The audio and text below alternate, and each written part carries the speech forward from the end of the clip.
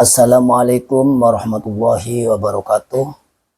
Selamat jumpa di channel Ngopi Bareng Ulama.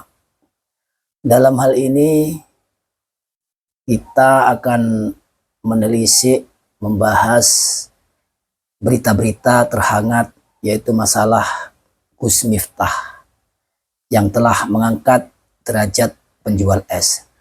Tapi dalam hal ini tidak akan membahas masalah itu karena para pemirsa sudah banyak yang tahu di berita-berita di media sosial, tapi kita akan mendengarkan penjelasan dari salah satu channel Arah 9 yang akan membahas tentang ketersambungan nasab dari Gus Miftah kepada istri Habib Lutfi bin Yahya ke jalur Kiai Basari.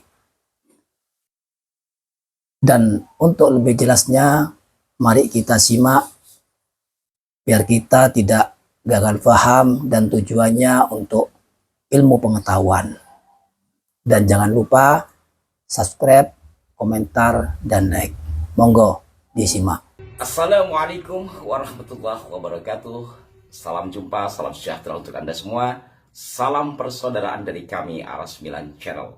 Kembali saya menyapa Anda, saudara-saudaraku, dan kembali saya mengucapkan terima kasih tidak terhingga atas respon positif Anda, serta mohon maaf jikalau ada hal-hal yang tidak berkenan dari apa yang kami sampaikan, serta lambat membalas atau tidak sempat membalas dari komentar-komentar Anda yang telah disampaikan.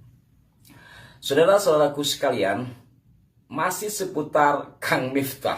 Ternyata belum usai juga, walaupun beliaunya sudah minta maaf kemudian mengundurkan diri, muncul lagi hal-hal yang menjadi bahan pemberitaan. Selain permohonan dari Pak Son Haji terhadap Pak Prabowo yang sampai nangis agar Kang Miftah ini tidak diizinkan mengundurkan diri, ini juga menjadi persoalan, artinya dipertanyakan, dikhawatirkan atau diduga Pak Son Haji ini hanya dieksploitasi. Tapi pada kesempatan kali ini saya tidak akan mengulas hal tersebut. Biarlah bergulir karena masyarakat kita sudah cerdaslah. Nah, titik poin yang berkaitan dengan sejarah sebagaimana konten ini umum kami isi, yakni dengan pengakuan Kang Miftah sebagai terah dari Ki Ageng Muhammad Besari.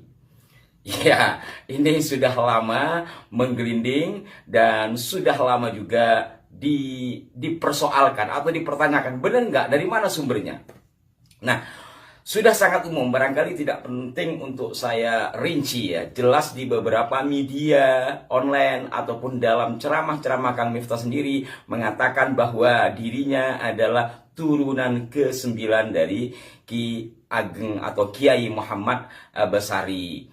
Nah, belakangan persoalan ini juga kemudian ditelisikkan.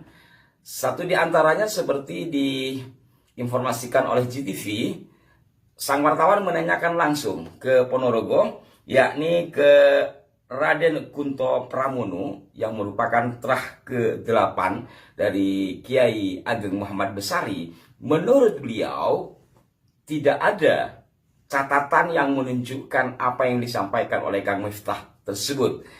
Sekilas kita simak biar lebih jelas.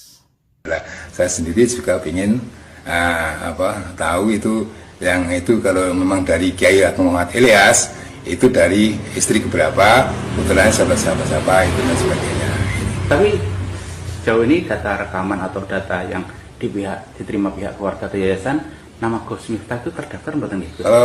Itu tidak ada dalam sisilah, itu memang sebetulnya tidak ada. Kiranya sudah sangat gamblang ya, sudah sangat gamblang ketika seorang tokoh seperti Kiai Ageng Muhammad Besari atau nanti juga Kiai Hasan Besari biasanya memang memiliki buku induk silsilah keluarga besarnya ya. Berbeda dengan orang kayak saya. Nah, kalau tidak tercatat bagaimana? Kan seperti itu.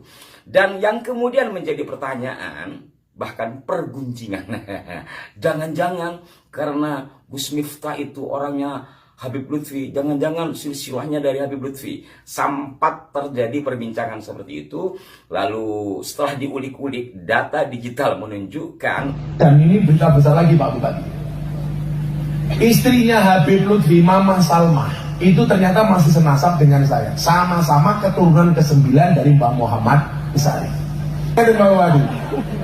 Malam tahun baru kula ngaji kali wali kota Tegal. Teng alun-alun manungku garwane Habib Lutfi. Kula diceluk, rene ngalih. Nggih, Pak, kula nglayani Habib Lutfi Jar. Saya itu manungku garwane Habib Lutfi. Kula diceluk, rene ngalih. Nggih, Pak, kula nglayani Habib Lutfi Jar. Saya itu termasuk orang yang paling beruntung yang selalu mendapatkan sisa makan dari Habib Lutfi. Jadi menawi abadan kok kula ngenteni kandhane do mangan kula ngenteni. Soalnya mau ngenteni ngalap berkah sisane Habib Lutfi. Dari cuci tangan awal sampai cuci tangan akhir kula ngenteni. Apa cerita? Kowe iki lak turunane Mbak Muhammad Besari to. Mamah ke yo kok. Mamah niku garwane. Durutke kali apa? Soal hitungan nasab jenengan ora ampuh kaya ngomong tetep kalah karo Habib Lutfi. Napa meneh kok wong ngaku-ngaku Habib mesti konangan. Nggak ketemukan Habib Lutfi. Dan tadi kata menghabibkan dirinya sendiri. Namanya Habib Ngan. Wong orang Habib kok ngaku-ngaku Habib. Lho lah ya Habib Ngan niku jenenge. Habib Ngan iku ajine Haji Ngan.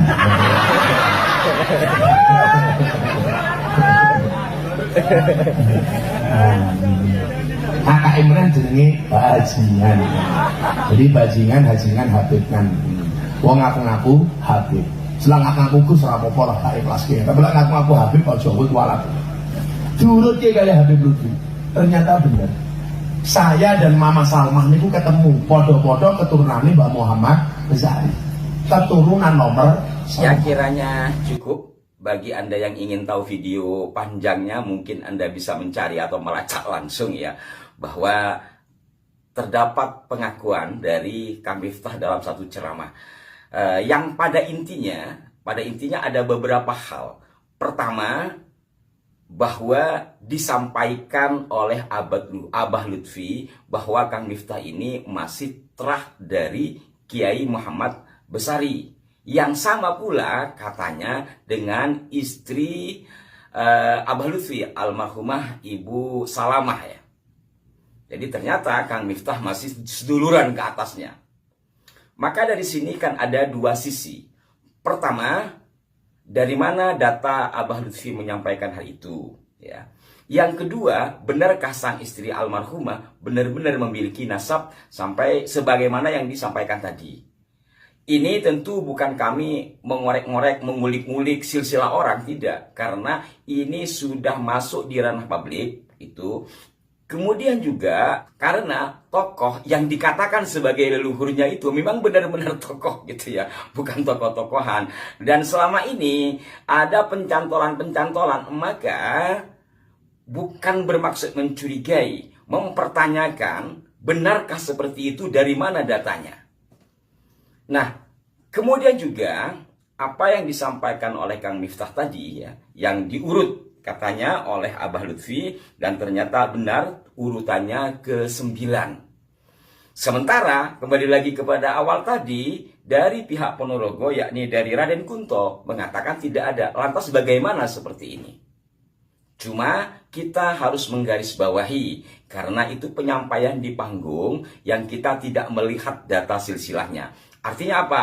Apakah sebelum penyampaian dari Abah Lutfi itu Kang Miftah sudah memiliki silsilahnya, atau setidaknya pernah mendengar dari orang tuanya, atau kala itulah awal mula Kang Miftah mendapat informasi bahwa dirinya adalah terah dari Kiai Ageng Muhammad Besari, yakni sumber utamanya Abah Lutfi. Ini yang perlu kita garis bawahi biar kita objektif di dalam menilai persoalan ini. Maka dengan ini kami sangat berharap kepada para penelaah sejarah, secara khusus ya yang berada di sekitaran Ponorogo, Jawa Timur, atau lebih khusus lagi kepada Raden Kunto dan keluarga besarnya untuk memperjelas ini.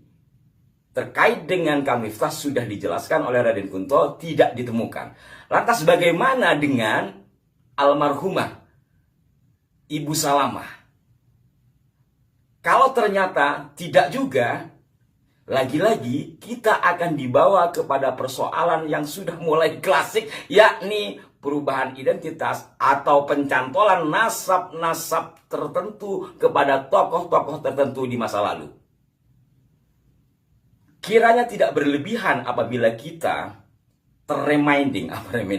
terbawa ingatan kita betapa Abah Lutfi menyambungkan atau mencantolkan leluhurnya kepada Sri Sultan Hamengkubuwono pertama dan kedua, hingga dibuatkan makam pula pada tokoh yang bernama Kanjeng Raden Tumenggung Semudiningrat yang dikatakan sebagai Habib Hasan bin Toha bin Yahya. Nah, dari realitas-realitas yang ada, maka kiranya tidak berlebihan jikalau kami dan juga mungkin masyarakat mempertanyakan hal itu. Bagaimana menurut Anda? Nah, saudara-saudaraku sekalian, di dalam hal ini kami bukan bermaksud untuk merendahkan, memvonis, atau apapun. Kami hanya menyampaikan satu informasi yang disampaikan langsung oleh Kang Miftah. Dan bahasan ini berkaitan dengan kesejarahan tokoh-tokoh masa lalu. Jikalau ternyata memang benar Kang Miftah memiliki data, atau syukur-syukur kalau melakukan tes DNA dan ternyata memang ada pertalian darah dengan keluarga di Ponorogo, ya kita harus taslim, kita harus hormati itu. Tetapi kalau tidak, ya tentu Kang Miftah lebih paham dari saya. Semoga bisa menjadi pembelajaran bagi kita semua dari peristiwa-peristiwa yang terjadi ini. Dan mari kita tetap melihat persoalan ini secara objektif. Dan jangan dijadikan olok-olokan karena ini bagian dari pelurusan. Mohon maaf jika ada kekeliruan. Sampai jumpa. Wassalamualaikum warahmatullahi wabarakatuh.